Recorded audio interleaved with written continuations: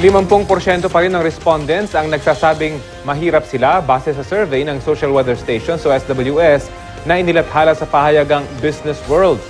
Halos kapareho ito na naitala noong Setyembre.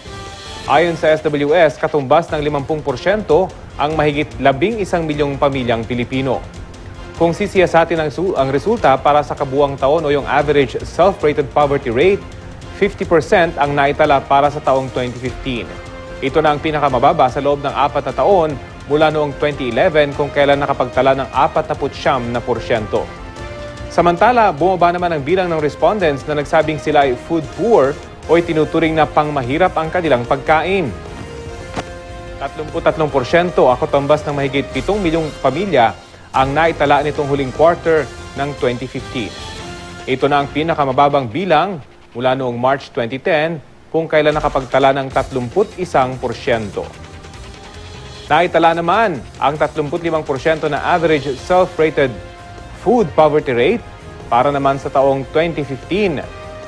Isinagawa ang survey mula po noong December 5 hanggang 8 ng nakaraang taon sa pamamagitan ng face-to-face interview sa 1,200 respondents. Plus-minus 3% ang margin of error nito at wala rin nagkomisyon ng naturang survey.